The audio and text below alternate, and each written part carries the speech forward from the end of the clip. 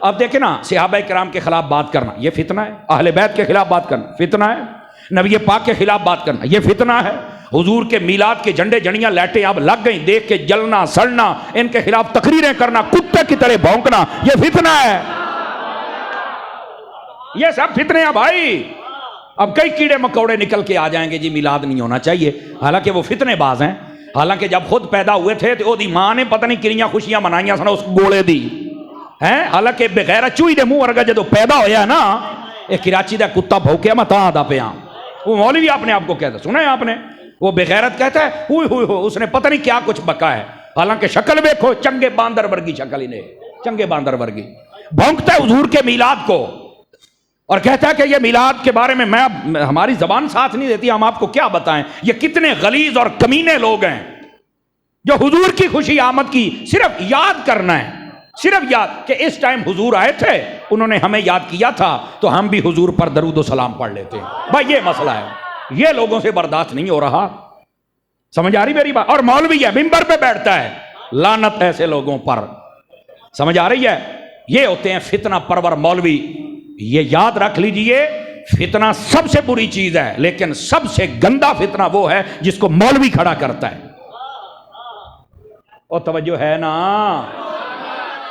समझ आई?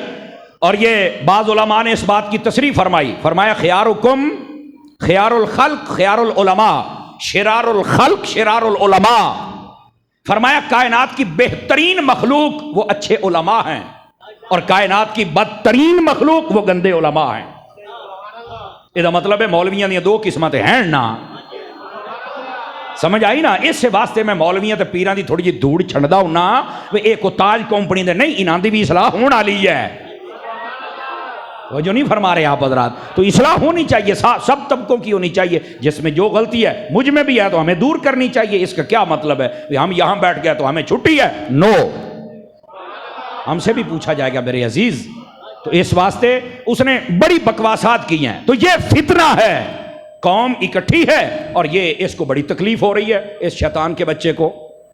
और वैसे भी आप जरा पढ़ के देख लें, अल बिदाया व निहाया इब्न कसीर के अंदर भी ये बात मौजूद है, सुबुल हुदा व रशाद के अंदर भी ये बात मौजूद है, दीगर कई मुहद्दिसीन कराम ने इस रिवायत को लिया है। शैतान 4 मरतबा सबसे ज्यादा रोया है। कितनी मरतबा? सबसे ज्यादा शैतान 4 मरतबा रोया है। कब कब रोया है? रिवायत के लफ्ज हैं हीना लोएना, सबसे पहले जब उसे लानती करके अल्लाह ने जन्नत से निकाल दिया। आदम अलैहिस्सलाम को उसने सजदा ताज़ीमी नहीं किया तो अल्लाह ने लानती करके भगा दिया वहां से। फखरुज फइन्नका रजीम, निकल जा तू लानती है। जब भगा दिया ना मरदूद करके, तो उस वक्त बड़ा रोया, मुझे कर लेना चाहिए था सजदा लेकिन नहीं किया तो मैं तो जनाब लानती हो गया। लेकिन बहरहाल वो जब हो गया लानती तो बड़ा रोया बाद के अंदर। लेकिन देखो एहसास हुआ है लेकिन माफी नहीं मांगी। समझ आ रही है? अच्छा, बास उलमा ने यह भी तशरीह फरमाई कि एक मरतबा उसने रब ने कहा कि या अल्लाह मुझे माफी मिल सकती है? फरमा हाँ मिल सकती है। शैतान ने कहा किवें? फरमाया हुण आदम अलैहिस्सलाम ते कोई नहीं इस टाइम, ओदी कबर नूं वो सजदा कर लै। आदा जी उसले नहीं कीता ते हुण किवें करां? समझ आ रही है आप हज़रात को? हाँ, ये है मरदूद। ओ बैठे हो, ठीक है, ये मुतकब्बिर है। तो अल्लाह ने फिर फरमाया कि तू लानती ही है। पहली मरतबा रोया ही ना लोएना, जब उसको लानती किया गया। दूसरी मरतबा ही ना ओहबेता, ये आसमानों पर जाता था, इसको वहां पर भी जाने नहीं दिया जाता। वहां पर एक फरिश्ते की जिम्मेदारी, उसके हाथ के अंदर एक दुर्रा है, पूरे आसमान पर पहरा दे रहा है। जब ऊपर जाता है मारदा है रख के सिर दे विच एक डांग, तो ये एक अंगारे की सूरत में नीचे की तरफ गिर जाता है। गर्मियों को आपने देखा होगा, एक अंगारा यहां से जलता है और यहां चल के बुझ जाता है, शायद कभी नजारा किया हो आपने, ठीक है। तो ये वो शैतान हुंदा है जिहदी लतरेशन हुंदी है उस वेले। तवज्जो नहीं फरमा रहे आप हज़रात? समझ आई? ये जो शैतान है पहली मरतबा रोया जब लानती करार दिया गया, और दूसरी मरतबा जब आसमानों पर जाने से इसको रोका गया, ठीक है। तीसरी मरतबा अब आपको समझ आ जानी चाहिए कि शैतान क्यों हुजूर के मिलाद से चिढ़ते हैं। फरमाया हीना वोलेदा रसूलुल्लाही सल्लल्लाहु अलैहि व आलिहि वसल्लम, तीसरी मरतबा शैतान रोया जब तेरे और मेरे नबी पैदा हुए। बहुत रोया शैतान, बहुत रोया और अपने सर में मिट्टी डाल के रोया। शतुंगड़े सारे आ गए और कहने लगे एडे ही रोंदा बेटा, तेन खैर ते है, अज तक दूड़ा ही सिरे गत्ती जाना है, मतलब सर में मिट्टी डाल रहे हो, खैर ते है। तो कहने लगा मेरी मेहनत बर्बाद हो गई, ओ मैं रुल गया। उन्हें कहा तू तो पहले रुले हुए हैं, हूं किमें रुल गया, तेन मसला की है। तो पता क्या कहता है, कहता है यार आज वो नबी आ गया। सुनो सुनो जरा, शैतान था तो शैतान, पर आजकल के शैतानों से चंगा अकीदा दे गया है।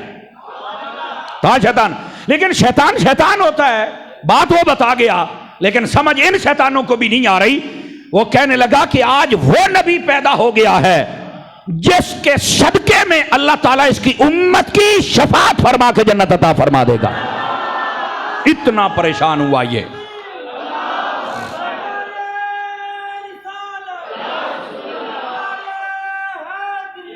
तवज्जो है, शैतान बहुत रोया, कहता है आज वो नबी आ गया, मैं इतना जोर लगाऊंगा इनकी उम्मत को बहकाने के लिए, ये बहक भी जाएंगे, लेकिन जब इन पर इनकी तकदीर और अल्लाह की रहमत गालिब आएगी तो फिर ये आखिरी वक्त में भी तौबा कर लेंगे, तो फिर भी इनकी बख्शिश फरमा दी जाएगी।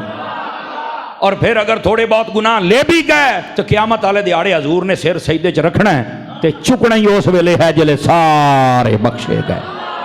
शैतान रोने लग पड़ा। तवज्जो है कि कोई नहीं है।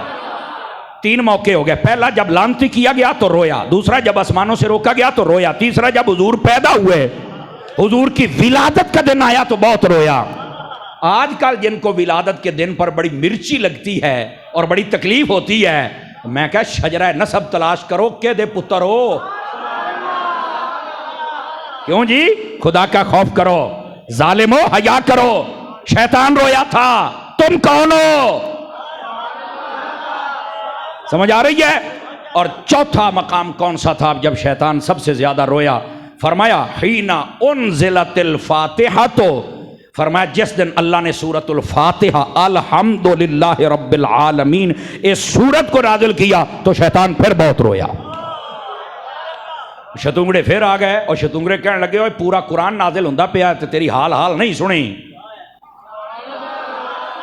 तवज्जो है ते फातिहा ते क्यों मसला ही? मैं क्या शैतानां नूं मसला ही फातिहा दा हुंदा ही। सदके जावां तेरी चुप, तू लंगर खाण वाली कौम बोल तां सही ना।